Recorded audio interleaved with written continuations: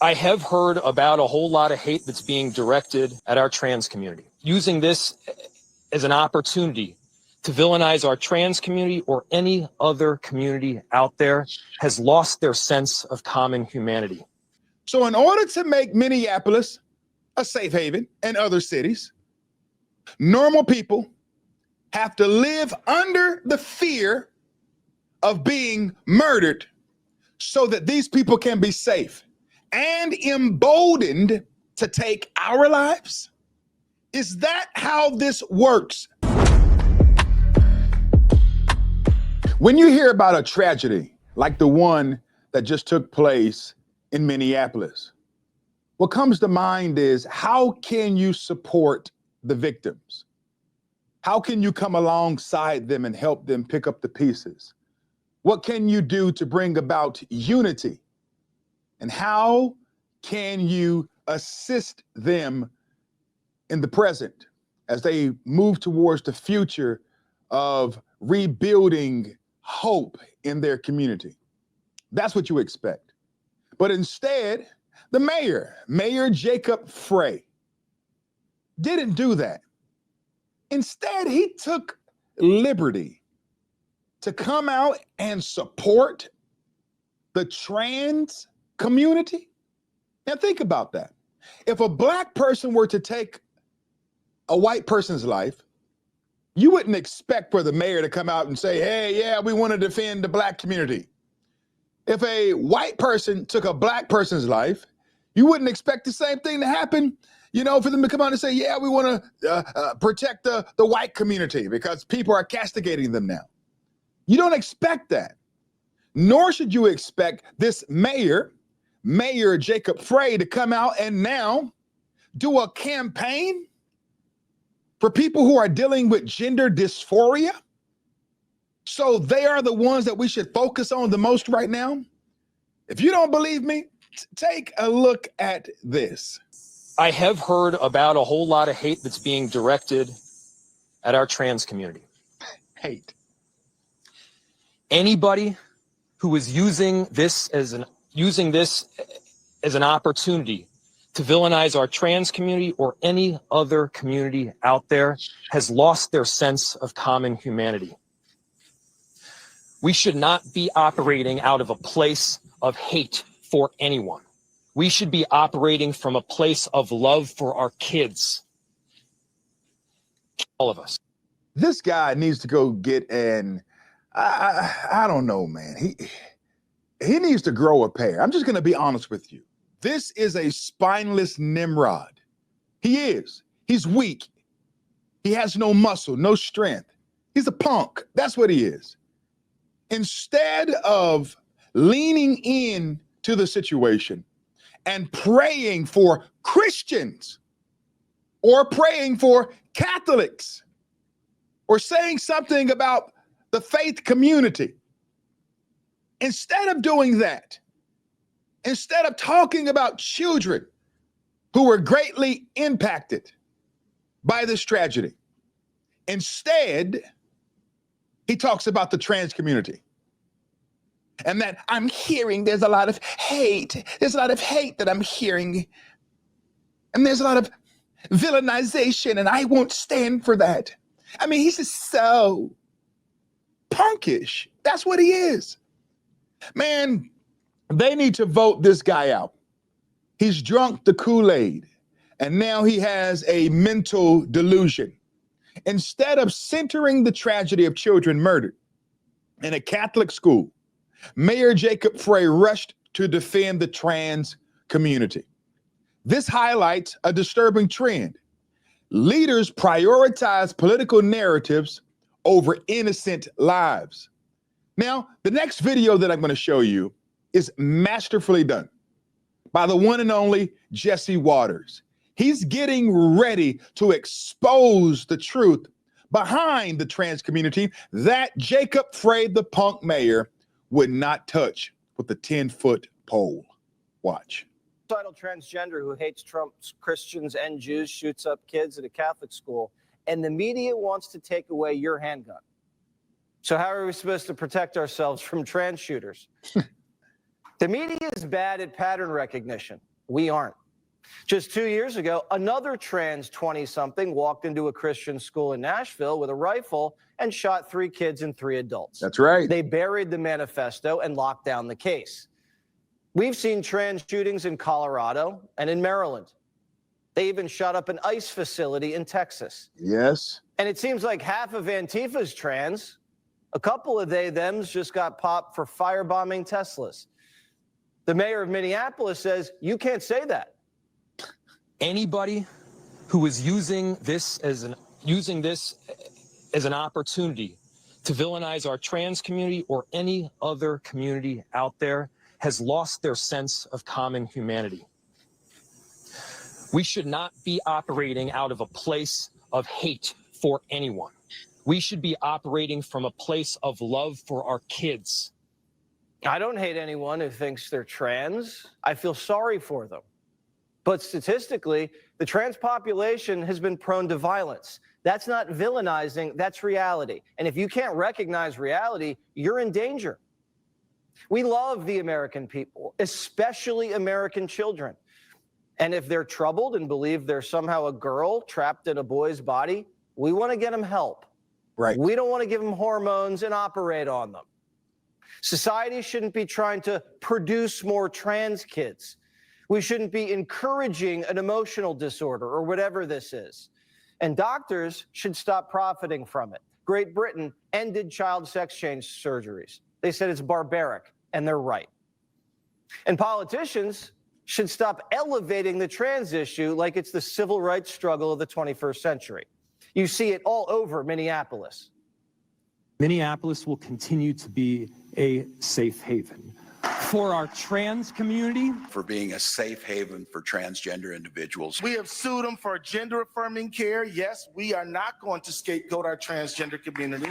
When our children tell us who they are, it is our job as grown-ups to listen and to believe them. All right, hold it right there. So when you're not So you hear that?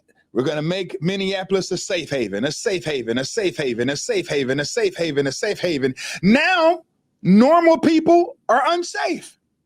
So in order to make Minneapolis a safe haven and other cities, normal people have to live under the fear of being murdered so that these people can be safe and emboldened to take our lives. Is that how this works? Governor Tim Walz, Tampon Timmy. Is this how this works? Mayor Jacob Frey. I mean, when a child tells you who they are, you should support them. What is that? What is that? When a child tells you who they are, man, the human brain doesn't even fully develop until the age of 25. Listen, man, I'm 41 years old. You mean to tell me that some 15-year-old is going to come tell me who I am? Man, I wish my sons or daughter would. Daddy, I'm this now. I was born a boy, but I'm now a girl. You're going to tell me that.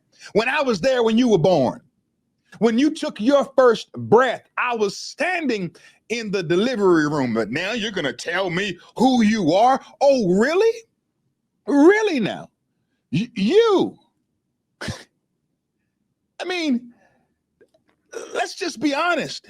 The average 10-year-old, 12-year-old can't even remember to brush their teeth, to floss, to scrape their tongue, to put on some deodorant in the morning.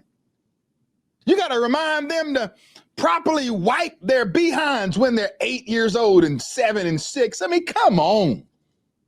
You go wash the clothes and you find out that, hey, man, someone needs some practice on wiping their rear end. But we're going to let these same kids tell us that they want to be the opposite sex? This is foolishness. And the medical community, doctors and the likes, have made this the monster that it is, and we need to call them out every time this takes place. Watch.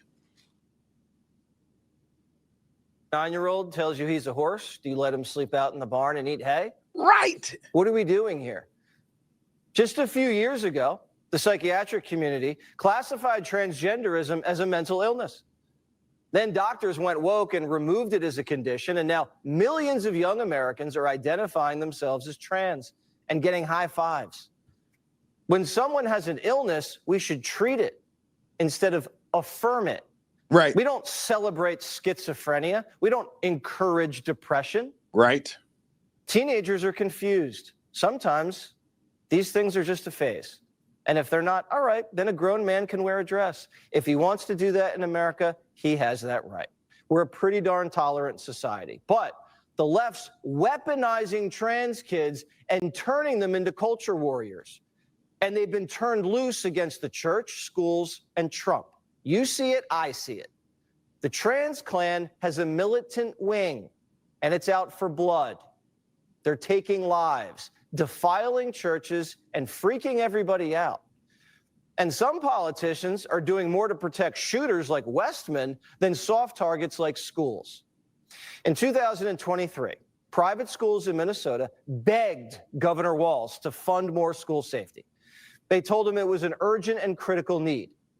Minnesota had an $18 billion budget surplus, but the governor didn't do it. Wow. Instead, he turned Minnesota into a trans sanctuary. And his attorney general, Keith Ellison, sued Trump so they can keep castrating little boys. Tim Walz failed. Our leaders keep failing us. They failed us during COVID, on trade, on immigration. They say they care about kids, but they locked them down and oversaw an obesity and chronic disease epidemic. And now there's a growing trans epidemic, and they won't even admit it, just like crime. They created a crisis and then lie about it and blame you for not being compassionate. But their fake compassion? There it is. Their fake compassion is what we are supposed to embrace. You see, Jesse Waters says what most people are afraid to say. He's calling a spade a spade. There's a saying, if it walks like a duck, if it talks like a duck, if it quacks like a duck, it's a duck. And sadly today, there's so many people who see these issues, whether they are political commentators, politicians, heck, man, even in the Christian church, you have some pastors who are so weak-kneed that they won't even call this a moral issue. They won't even mention it.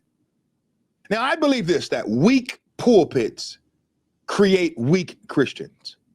I believe that soft shepherds create even softer sheep. That is the problem with the Christian church. It is. And so goes the church, so goes society. I feel the same way in the family. So goes the father, so goes the family. And so now more than ever, we need more truthfulness. Yes, speak the truth in love. Man, I'll be honest with you, I hate that statement. I'll tell you why. Because the truth is the most loving thing that you can offer a person. The truth. See, liars just want to appease you. Oh, it feels good to be lied to, even when you know you're being lied to, right? Especially if it fits your fancy. But no, we don't need liars. We don't need people to just coddle us. We need truth.